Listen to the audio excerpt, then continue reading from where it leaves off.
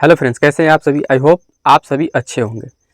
आज की क्लास जो है वो उन विद्यार्थियों के लिए है जो 2025 में नहीं बल्कि 2026 के एग्ज़ाम में बैठने वाले हैं। यानी कि जो अभी फ़िलहाल 9th क्लास में और 10th क्लास में जाने वाले हैं, यानी कि 10th क्लास में जाने वाले उन लोगों के लिए एक बैच आ रहा है जो कि इसी चैनल पे आपको चलेगा। वो प्रारंभ हो रहा है अभी आपको 5 फरवरी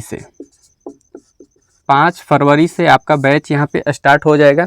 और हम लोग देखेंगे अभी कि इस बैच में आपको क्या मिलने वाला है और फ्री ऑफ कॉस्ट इस यूट्यूब चैनल पर ही मिलेगा।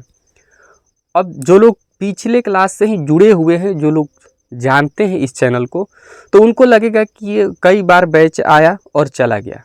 तो ये सच बात है कि करीब अब तक दो बार ऐसा हो चुका कि बैच लाया गया इस पे, लेकिन बैच आने से पहले ही बैच बंद हो गया। कारण ये था कि जो लोग साथ आते थे बैच चलाने के लिए, तो वो एक वीडियो के बाद ही उनका द एंड हो जाता था, तो जिस वजह से ये बैच ही रुक जाता था। लेकिन इस बार जो न्यू बैच आपका आ रहा है वो किसी के सहारे नहीं है। अभी जो है वैसा चलता रहेगा। बाकी आपका जो अपडेट आएगा वो इस चैनल के माध्यम से आपको दिया जाएगा। और इसी चैनल पर फ्री ऑफ कॉस्ट हर एक वीडियो आपको, हर एक चैप्टर वाइज जो भी है वो सब कुछ सारा मटेरियल आपको फ्री में मिलने वाला है। तो जो आपके भाई हैं, जो आपके बहन हैं, जो आपके रिश्तेदार हैं, जो आपके पड़ोस हैं, तो सबके पास इस वीडियो को आप शेयर करेंगे कि जितने सारे लोग अगले साल के लिए तैयारी करने वाले हैं 10th क्लास के लिए, उनके पास ये वीडियो पहुंच जाए। बिल्कुल नए सिरे से इस पे शुरू होने वाला है, तो जो लोग जुड़ेंगे उनको बड़ा फ़ायदा होगा। तो चलिए आइए देखते हैं कि हम लोगों को क्या पढ़ना है, ऐसे सिलेबस क्या है हमारा, उसको हम डिस्कस कर लेते हैं। उसके बाद ये 5 फरवरी से बैच आपका स्टार्ट हो जाएगा। डेली के शाम 6 बजे आपको एक लेक्चर मिलता रहेगा, शाम 6 बजे डेली कंटिन्यूसली ये आपका चलता रहने वाला है। हालांकि किसी दिन गैप हो सकता है, ऐसा नहीं कहेंगे कि आपको एकदम डेली मिलेगा ही मिलेगा, यानी कि 365 में 365 लेक्चर मिलेंगे, ऐसा नहीं हो सकता है। हो सकता है कि आपको सप्ताह में एक दिन या 2 दिन गैप हो जाए, या फिर नहीं भी होने का चांस है, तो ऐसा हो सकता है। उसके बाद जितने सारे इसमें क्लासेज होंगे वो आपको मिलते रहेंगे डेली के शाम 6 बजे। 10th क्लास के जो भी बैच आपको मिलेंगे या तो स्ट्रीम चलेंगे या फिर रिकॉर्डेड आपको मिल जाएंगे शाम 6 बजे। चलिए ये तो कॉन्फर्म हो गया। अब यहाँ से हमें क्या क्या पढ़ना है, तो सबसे पहले हमारा मैथ है जो कि कितना नंबर का है, 100 मार्क्स का, टोटली 100 मार्क्स का है। उसके बाद आता है हमारा साइंस। तो साइंस में जो है हमारा वो 3 भाग है। क्या हो जाता है, एक फिजिक्स, केमिस्ट्री, उसके बाद है बायोलॉजी। ये 3 सिलेबस मिला करके एक ये हमारा साइंस बनता है, जो कि लोग इसे भारतीय भवन से पढ़ते हैं। यह भी हमारा टोटल कितना नंबर का पूछता है, 100 मार्क्स का। 100 मार्क्स का पूछता है, जिसमें से 80 मार्क्स आपको खुद सेंटर पर जाकर एग्ज़ाम देना होता है 80 मार्क्स का, और 20 मार्क्स जो है वो आपका स्कूल प्रैक्टिकल के रूप में लेता है। यानी कि केवल आपको प्रिपरेशन कितना करना है, 80 मार्क्स के लिए करना है। बाकी 20 नंबर आपके स्कूल से ही वो मिल जाता है प्रैक्टिकल बेस पे। आपको इसमें से 15, 18, 17, 19 तक आपको मिल जाता है। उसके बाद हम लोग सोशल साइंस में चलेंगे, यानी कि SST आ जाएंगे। SSC कर लेते हैं, सोशल SCIENC साइंस, है ना। तो इसमें 4 भाग आते हैं। एक तो हो जाएगा आपका हिस्ट्री, उसके बाद आता है जियोग्राफी, उसके बाद आ जाएगा आपका पॉलिटी, उसके बाद आ जाएगा आपका सिविक्स, उसके बाद आ जाएगा आपका इकोनॉमिक्स भी है, इकोनॉमिक्स। चलिए इतने सारे चीज, और इसी में आता है एक आपदा प्रबंधन करके, आपदा प्रबंधन।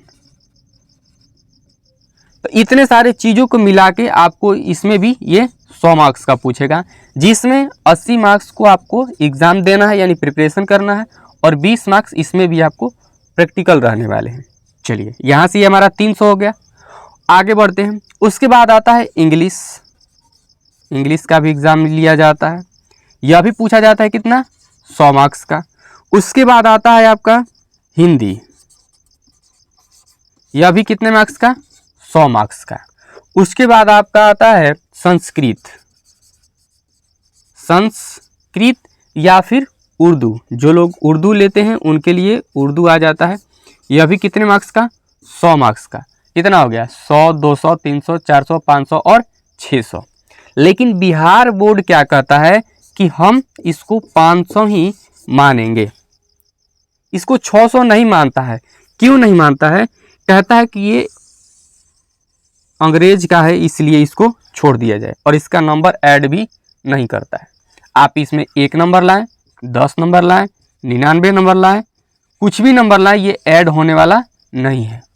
आप इसमें पास हो या फेल हो, उससे कोई फ़र्क उसको नहीं पड़ने वाला है। बस आपका इसमें अटेंडेंस बनना चाहिए, है ना। इसमें अटेंडेंस आपका क्या होना चाहिए, बनना चाहिए, यानी कि आप इस एक दिन एग्ज़ाम में उपस्थित हो।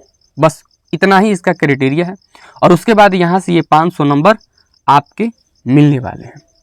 यही है आपका साल भर का सिलेबस, यानी 10th क्लास का। इसी को पढ़ करके आप मैट्रिक पास करने वाले हैं, जिसमें अभी फ़िलहाल इस मैथ का लेक्चर आपको 5 फरवरी से मिलना स्टार्ट हो जाएगा।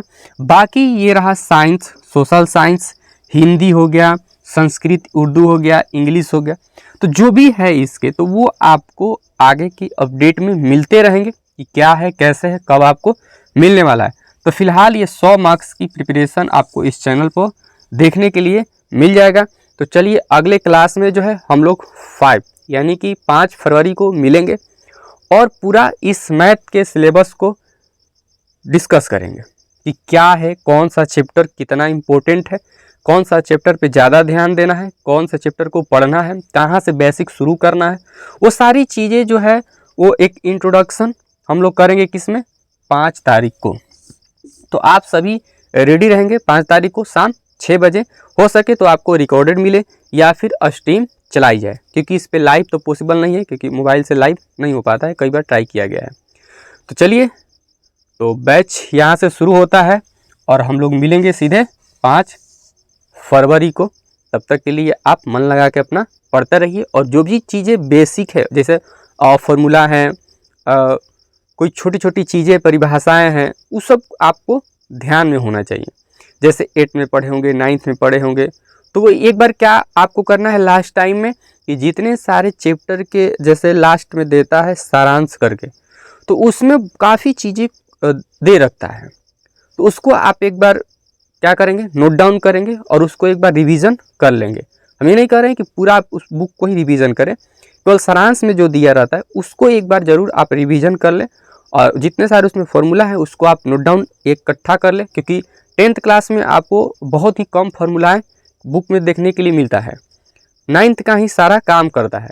तो इस वजह से आप उसको नोट डाउन करके इकट्ठा कर लेंगे, और जितना हो सके आप उसको याद रखेंगे, ताकि 10th में आपको कोई परेशानी, कोई दिक्कत का सामना ना करना पड़े। तो चलिए हम लोग मिलेंगे अगले क्लास में, यानी कि 5 तारीख को।